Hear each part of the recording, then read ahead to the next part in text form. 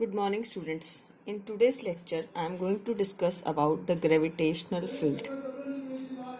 Gravitational field, it is the space around a heavenly object. It is the space around a heavenly object in which its gravitational force can be experienced by any other mass. For example, if you say Earth, this is a Earth. So, the space around the material body, space around the material body in which any other, we can say, test mass body or test mass body experiences force of attraction, right? So it is the space around the material body in which any other test mass or any other mass body can experiences the force of attraction. All of you know, if this is the Earth, then there is a gravitational force around it. If you consider any other material object like other planet like Sun, Jupiter, any other planet, if you take, then also there is a gravitational force. So it is the space around the material body in which any other test mass body experiences the force of attraction. So how it is measured? It is measured by intensity of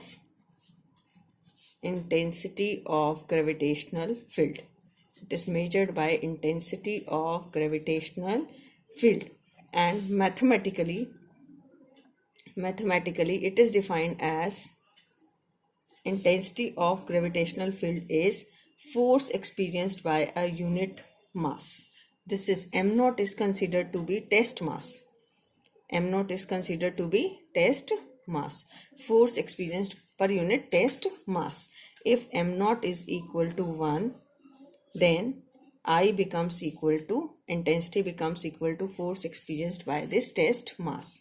So if you say this is a material object of mass m, and m naught, we want to calculate the intensity at this point P. We want to calculate the intensity at this point P, and this point P is at a distance r. This point is at a distance r. Here you consider a test mass m naught. Okay. So what is the force present between them? Force is equal to G into m naught divided by r square, right? So according to this formula, put it in this equation. So intensity becomes Gm naught divided by r square divided by m naught. It get cancel out. So intensity formula is Gm by r square. So the intensity due to this gravitational field of this material object at the point is Gm divided by r square. So here you will not consider the test mass. I is equal to Gm divided by r square. Student, if you want to write it in direction, its direction, intensity of gravitational field, क्योंकि ये से attract करेगा, right? ये से क्या करेगा? Attract. So Gm divided by r square into minus r cap. इसमें हम क्या दे देते हैं? This is minus r cap. R cap is a unit vector pointing from this direction. और force की direction क्या है? This mass attracted. तो force, direction of intensity and force is same. Direction of intensity and force is same.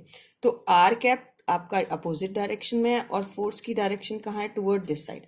तो intensity is opposite to this force. Force and intensity having the same direction.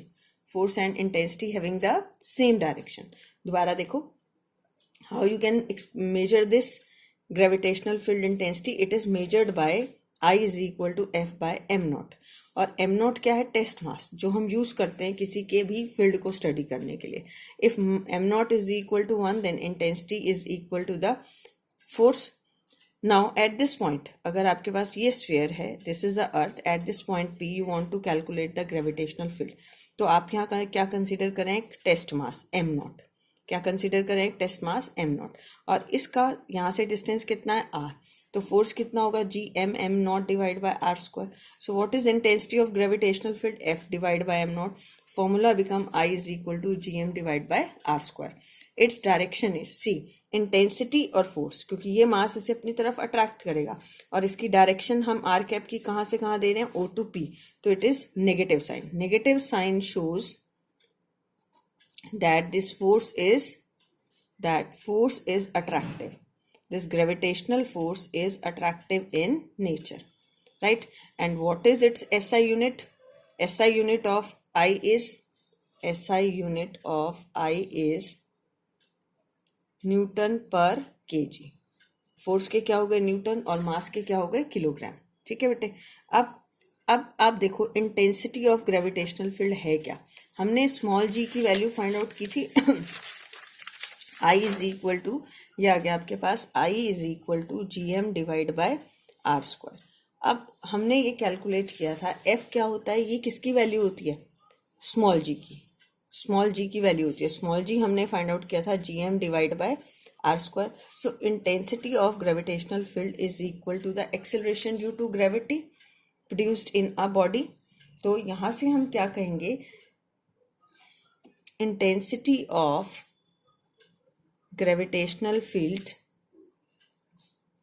at a point in the gravitational field of a body, in the gravitational field, is equal to the acceleration produce,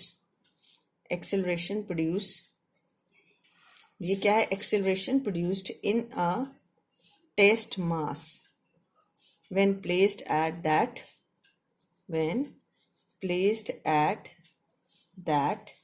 point. ठीक है.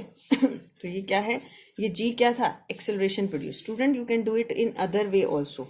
ये हमने कहा I is equal to F divide by M naught. ठीक है, तो F is equal to क्या हो गया, एम नॉट इंटू आई.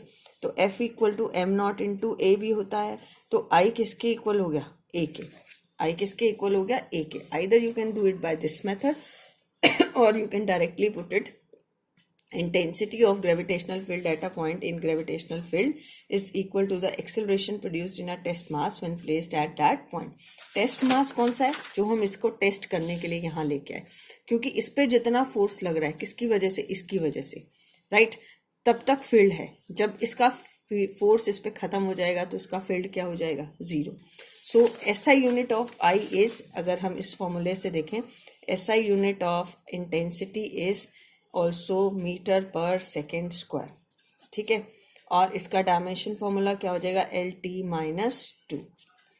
Minus two. इस फॉर्मूले से एफ बाय एम नोट से न्यूटन पर केजी, और इस फॉर्मूले से क्या हो जाएगा, metre per second square.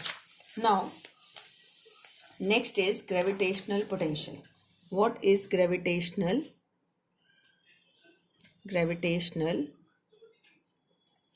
Potential, क्या होता है ये gravitational potential.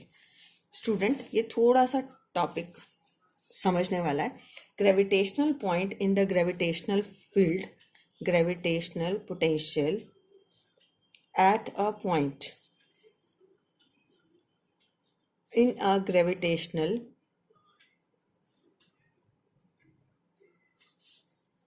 field of a body is defined as the amount of work done in bringing a body of unit mass from infinity to that point without any acceleration. अब इसका meaning मैं आपको clear करती हूँ. Without any acceleration.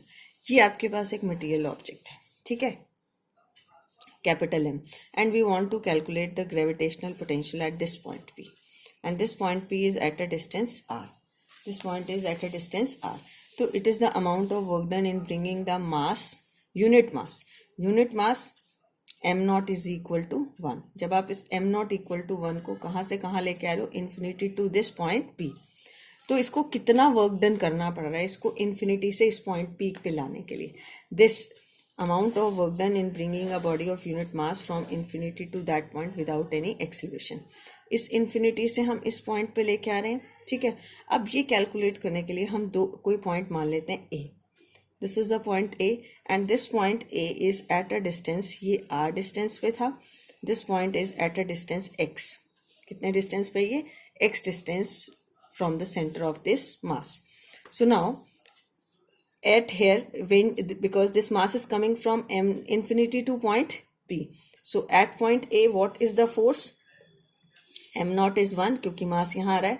At point A what is the force of attraction present between them, g into capital M into 1 divided by x square.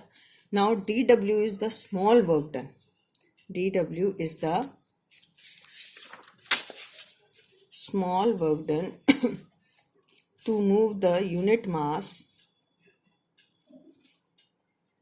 from A to B, from A to B, that is A to B is a small distance dx, A to B that is AB is equal to dx.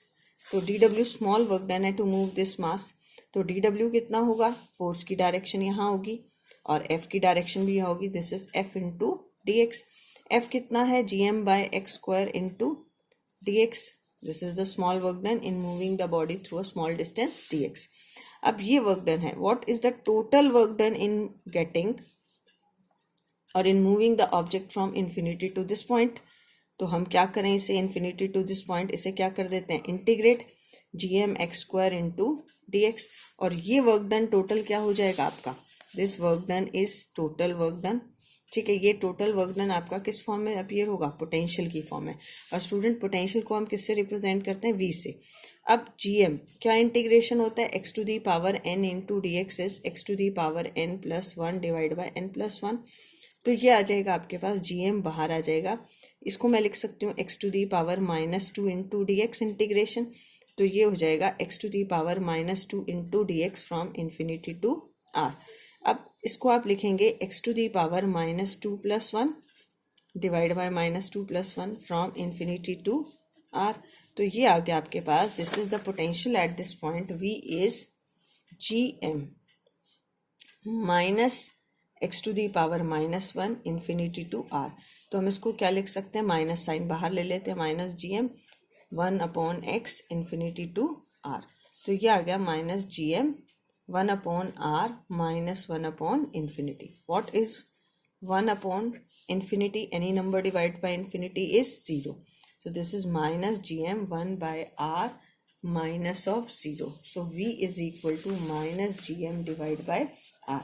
So this is the gravitational potential at the point P. This is the gravitational potential at the point P. क्या है ये, it is the amount of work done in bringing the mass from infinity to this point P. Infinity से इस point P पे लाने के लिए कितना वर्क डन करना पड़ा. तो हमने यहाँ एक पॉइंट ए मान लिया इसके पाथ में, तो उस पर ग्रेविटेशनल फोर्स, क्योंकि ये कैपिटल एम इसको अपनी तरफ क्या करेगा, अट्रैक्ट, और कितने डिस्टेंस से डिस्प्लेस हुआ, डी एक्स डिस्टेंस से. तो D W is the small work done to move the unit mass from A to B, that is D X. तो D W is equal to F into D X हो जाएगा. F पता है आपको. अब आपको टोटल वर्क डन निकालना है from infinity to this point P, infinity to are.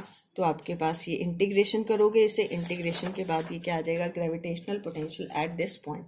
अगर आपको कहा जाए find the gravitational potential on the surface of earth, gravitational potential on the surface of earth, on surface of earth what is small r, small r becomes equal to capital R. तो v कितना हो जाएगा, minus G M divide by capital R. This is the gravitational potential on the surface of Earth. At which point the gravitational potential is 0? At which point gravitational potential is 0?